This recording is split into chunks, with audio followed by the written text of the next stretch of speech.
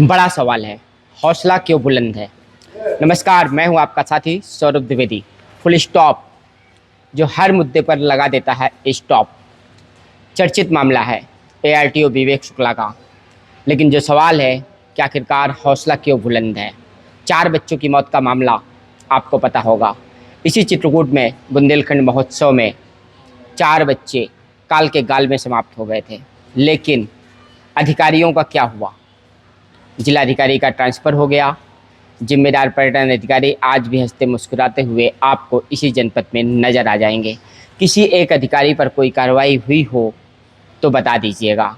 शायद इसलिए ही चित्रकूट जनपद में अधिकारियों के हौसले इस कदर बुलंद हो गए कि एआरटीओ विवेक शुक्ला ने विधायक अनिल प्रधान की ऑडियो रिकॉर्डिंग ही वायरल कर दी। रिकॉर्डिंग के मुताबिक उन्होंने अपने भांजे की सिफारिश की थी।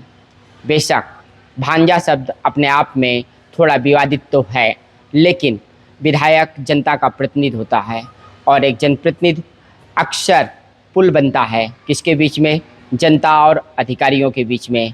तो एक जनप्रतिनिधि के नाते अक्सर अधिकारियों से बात करते हैं, वह कोई भी हो। इस पूरे मामले में पूर्व विधायक आनंद शुक्ला एक चर्चित चेहरा बन गए जब उनका एक बयान लोगों के सामने आया। लेकिन उससे पहले बात करते हैं एआरटीओ विवेक शुक्ला के मामले की। एआरटीओ विवेक शुक्ला जो एक विवादित व्यक्तित्व बन गए, जिन पर भ्रष्टाचार के संगीन आरोप तमाम खबरों में लगते रहे हैं, लेकिन उसके बावजूद भी एआरटीओ विवेक शुक्ला एआरटीओ की कुर्सी पर विराजमान हैं। कोई स्थानांतरण नहीं, कोई निलंबन जैसी कार्रवाई नहीं। हो सकता है कि भविष्य में सरकार जागे और ऐसे एआरटीओ पर कोई कार्रवाई हो भी, लेकिन इससे पहले सोचने वाली बात है कि जो एआरटीओ कई बार विवादों में घिर चुका हो, इसी जनपद चित्रकूट के अंदर बच्चों की बस को खड़ा करा कर के सीज करने का मामला रहा हो, या फिर मोटर वाहन मालिकों के साथ उनके विवादास्पद मुद्दे रहे हों, पिछले कुछ वर्षों में वो किसी नेता से कम चर्चित हस्ती नहीं रहे हैं। इसलिए ही एक बड़ा सवाल बन कर के आया कि एक एआरटीओ आखिर 2 विधायक कैसे नचा रहा है। लाइन बनी, एक एआरटीओ 2 विधायक नचा रहा है, क्यों? आप सोचिए ज़रा सा कि आखिरकार एक विधायक जनता के लिए एआरटीओ से बात नहीं करेगा तो किससे बात करेगा। संबंधित अधिकारियों से अक्सर जनप्रतिनिधि किसी न किसी मामले पर किसी न किसी व्यक्ति की सिफारिश करते हैं।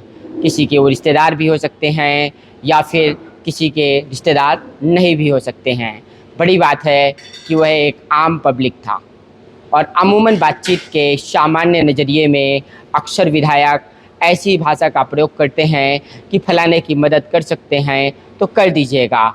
संभव है कि उन्होंने अपने भांजे के ट्रैक्टर की सिफारिश की थी तो यह एक अलग मामला होता है, लेकिन क्या लोक नियमावली, नौकरी की जो नियमावली होती है उसके मुताबिक अगर एआरटीओ विवेक शुक्ला ऑडियो रिकॉर्डिंग को वायरल कर सकते हैं तो बड़ा सवाल खड़ा होता है, क्या इससे पहले उन्होंने किसी सामान्य जनता की ऑडियो रिकॉर्डिंग वायरल की और सामान्य जनता की ऑडियो रिकॉर्डिंग नहीं वायरल की जा सकती, तो फिर क्यों एक जनप्रतिनिधि की ऑडियो रिकॉर्डिंग को वायरल किया गया।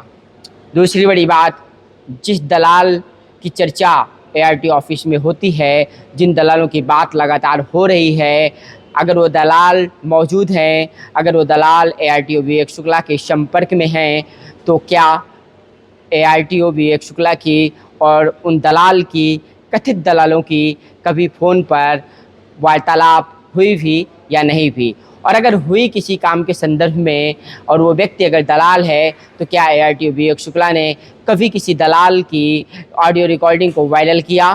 क्या कहा कि फला व्यक्ति ने मुझसे फला काम को कराने के लिए कॉल किया था और मैंने कॉल करने से इनकार कर दिया। लेकिन आप क्रिया की एक प्रतिक्रिया तो देखिए, जब विधायक ने संगीन आरोप लगाए कि इन पर तरह तरह के आरोप हैं और सरकार को जांच करनी चाहिए, उसके तत्काल बाद ही एआरटीओ विवेक शुक्ला वीडियो में आकर के साफ अक्षरों में कहते हैं कि विधायक ने मुझसे फला नंबर के ट्रैक्टर को छोड़ने की बात कही थी, क्षमा करिएगा, जो धनराशि है चालान की उस पर कुछ रियायत देने की विनती की थी, कुछ कहा था मुझसे। लेकिन इन सब बातों से ऊपर सर्वोपरि ये है कि क्या जनपद चित्रकूट में कोई एक अधिकारी के हौसले इतने ज़्यादा बुलंद हो सकते हैं कि उसके पक्ष में एक विधायक आ जाएं और विपक्ष में एक विपक्ष का विधायक रहें। हालांकि आनंद शुक्ला ये कहते हुए भी साफ नज़र आए कि मैं उनको ईमानदारी का सर्टिफिकेट नहीं देता हूं। लेकिन बड़ी बात यह है कि जिस आनंद शुक्ला की छवि इसलिए थी कि वो भ्रष्ट अधिकारियों के खिलाफ खड़े नज़र आते थे, लगातार ये छवि बनती चली जा रही थी कि आनंद शुक्ला एक ऐसे नेता हैं जो जनता के साथ खड़े रहते हैं, जिनकी छवि, लोकप्रियता की छवि इस बात के लिए बन रही थी कि भ्रष्ट अधिकारियों के खिलाफ हमेशा खड़े मिलेंगे। चर्चित मामला मऊ का ही देख लीजिए कि पूरे पुलिस प्रशासन को घेरे पर लिया गया था कि पुलिस प्रशासन में वास्तव में बहुत सारा भ्रष्टाचार व्याप्त है। तो बचपन में हम लोग एक कहावत कहा करते थे कि नागपुर से कानपुर की दूरी कितनी है, तो हम लोग कहते थे कि एक बित्ता है। अब समझिए कि जो पुलिस प्रशासन है और ARTO है, तो दोनों में दूरी कितनी है, एक बित्ता की दूरी है। आप एक बात महसूस करिएगा कि जब कभी ट्रैफिक चौराहे में आप पुलिस को खड़े देखते हो, किसी सड़क के किनारे ट्रैफिक पुलिस खड़ी रहती है, उसके हाथ में एक मोबाइल होता है और वहीं एक बंदूक वाला भी खड़ा रहेगा, तो आपको बंदूक वाले से डर लगेगा या फिर हाथ में मोबाइल लिए हुए ट्रैफिक पुलिस वाले से ज़्यादा डर लगेगा। वजह साफ है, चूँकि आजकल मोबाइल भी भय का कारण बन गया है। ऑनलाइन चालान के दौर में जनता जब किसी ट्रैफिक पुलिस वाले को हाथ में मोबाइल लिए हुए देखती है तो वह डर जाती है कि हो सकता है अगले पल मेरा कोई चालान ना हो जाए।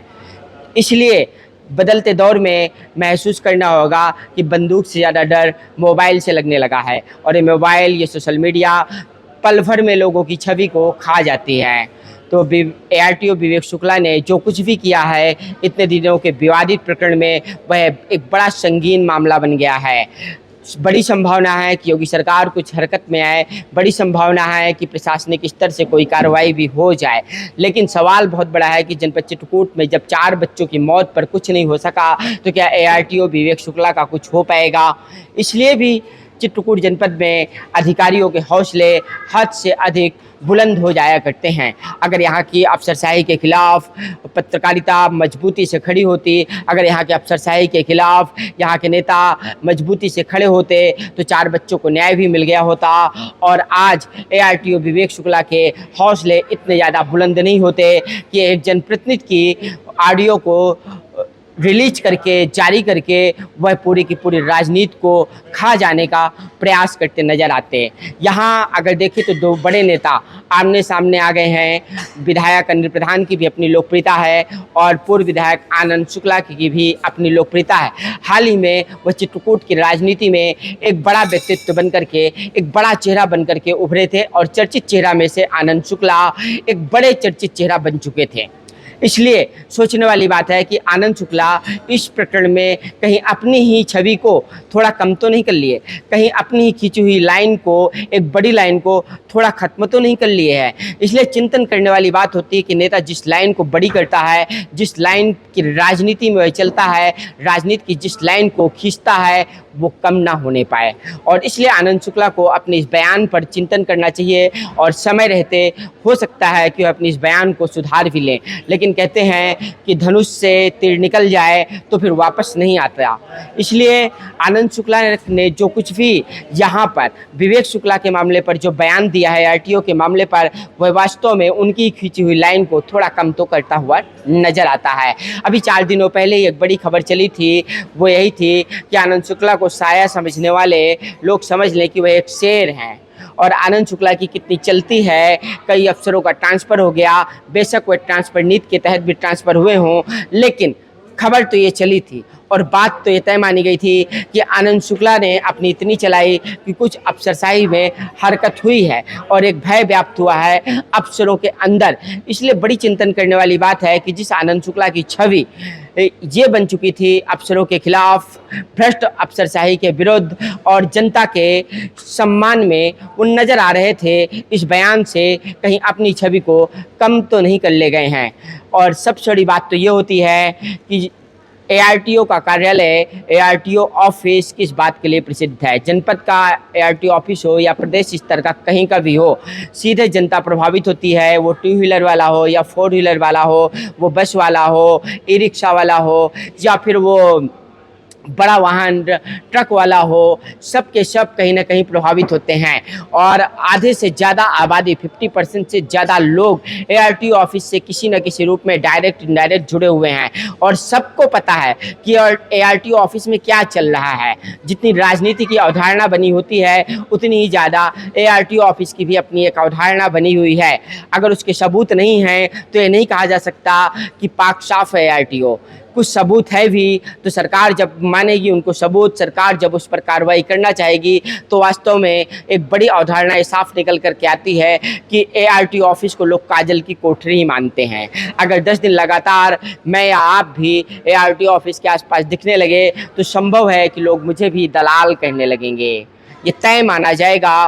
कोई भी व्यक्ति अगर लगातार आसपास नजर आएगा तो उसको एआरटीओ ऑफिस का दलाल माना जाएगा और वो काजल की कोठरी का एक दागदार व्यक्तित्व बन जाएगा। और उसी एआरटीओ के पक्ष में कहीं ना कहीं अपने बयान से नजर आने वाले आनंद शुक्ला ने अपनी छवि को थोड़ा कम करने का काम तो कर लिया है, लेकिन भविष्य में वो अपनी छवि को सुधारने का काम भी कर सकते हैं। लेकिन अब मैं एक बड़े सवाल के साथ इस वीडियो को यही समाप्त कर रहा हूं और गुजारिश आपसे है कि अगर आपको एआरटीओ विवेक शुक्ला की विवादित छवि साफ नजर आ गई है तो इस वीडियो को ज़्यादा से ज़्यादा लोगों तक शेयर करिएगा। और ये तय मानिए कि एक एआरटीओ 2 विधायक को नचा रहा है और साफ अक्षरों पर यह लिखा हुआ है, साफ झलक रहा है कि दोनों विधायक में से एक विधायक तो 100% कहीं ना कहीं गुमराह होते हुए नजर आ रहे हैं। इसलिए बड़ा सवाल है कि जब 4 बच्चों की मौत पर कुछ नहीं हुआ है तो क्या एआरटीओ विवेक शुक्ला के मामले पर कोई बड़ी कार्रवाई होगी। और ये कार्रवाई निर्भर है सूबे की मुखिया योगी आदित्यनाथ के ऊपर, ये कार्रवाई निर्भर है इस प्रदेश की अफसरशाही के ऊपर। तो कुल मिलाकर के ऐसे विशेष मुद्दे पर लगातार अपने साथी सौरभ द्विवेदी के साथ बने रहिएगा। जय हिंद, जय भारत।